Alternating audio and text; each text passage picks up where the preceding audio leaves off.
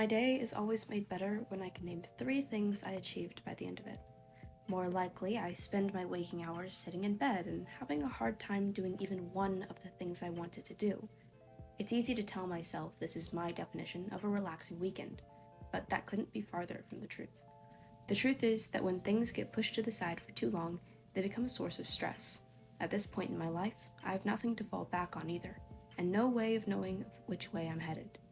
It's scary, but doing nothing to take back control of my life makes it even scarier. So even if I think what I'm doing now won't amount to anything, I do it anyway.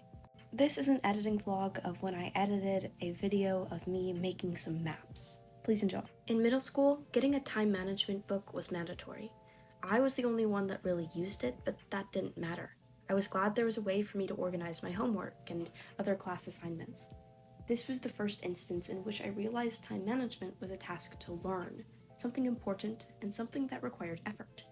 There are many ways in which someone can manage their time: planners, calendars, to-do lists. I used to be obsessed with them. During this period of my life, I watched self-help videos about time management and experimented with all sorts of methods. It became clear that what works for others won't work for me, and the other way around. I began speaking about this all too often, in my opinion. If you scroll through my content from the last year, the strong interest becomes obvious. At the moment, I have a to-do list and my phone calendar to block out larger events. It's something I'm not consistent with, but when I do use it, I know it works. When summer started, I quickly learned the only thing I had to put on my to-do list was my daily Duolingo lesson at work. There were no deadlines for my personal projects, so I didn't reach them. Until a few weeks ago when I started posting again, my time management was so poor I didn't do anything. I had too much time, which meant I procrastinated a lot. Every excuse came up to keep me from doing what I actually wanted to do. The main reason I couldn't bring myself to do something was that I didn't see the point in it. And when I tried to manage my time, the small things that gave me something to do and kept me from spiraling weren't even written down. I'm here to tell you now. It doesn't matter the impact of your actions if those actions are benefiting you in any way, even if that benefit seems minute, unimportant, or silly. I'll admit it's kind of silly of me to make videos just to have something to do, without confidence, and with little care for how it will respond in the algorithm. But the benefit I reap from making them outweighs the impact. And because of that fact, I need to prioritize making videos when I budget my time.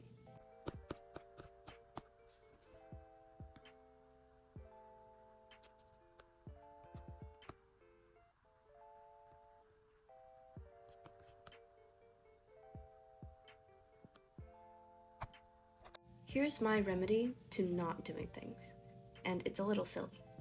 First, I decide what I'm going to do and put a time limit or number on it. For example, I'm going to do 50 squats right now. Then, to get myself out of bed, I do something dramatic, something out of the ordinary, to signify the start of a new activity. This might have to be throwing my phone across the room or standing up and jumping off the foot of my bed. Next, I change my location.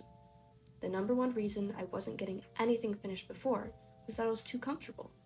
This location change is often as simple as facing a different wall.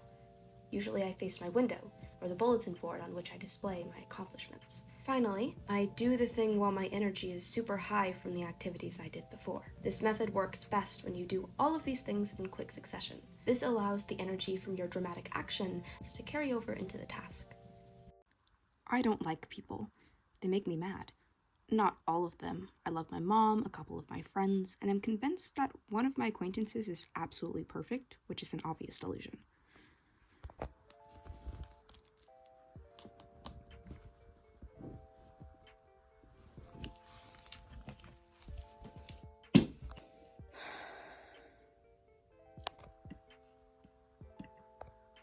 And if you want to keep the energy you've just created up, like when the task is a boring one that requires you to be stationary, I do a lot of those, do it while standing up or sitting in an odd position. I, personally, enjoy sitting like Elle from Death Note and pretending to be a genius detective. Works wonders. There are also those desks that go up and down and are super fancy, so if you have money you can invest in one of those. I also see those walking pads all the time online.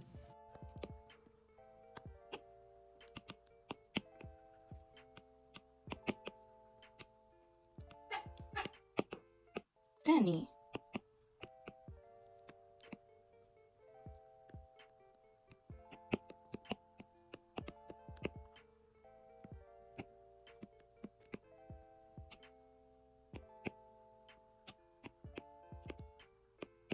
Inside of the time management category, I struggle with making all of the tasks I'm doing interconnected. It's easier to organize your thoughts if they all lead to one goal. However, I don't have that. At the moment, my personal projects are writing persuasive essays and getting my persuasive writing to a good point so I can become a lawyer one day. I know, dreaming big. Also writing a fantasy book, and also writing a completely different fantasy book, and also editing a different fantasy book, and also this YouTube channel, and also reading, and also trying to watch more films because I'm uncultured, and you can't forget my little music career. It's useful to have a through line for all these projects, so I've started connecting them in some way. I wanted to start a blog, for example, so I decided I'd start a blog of video scripts instead of just random thoughts.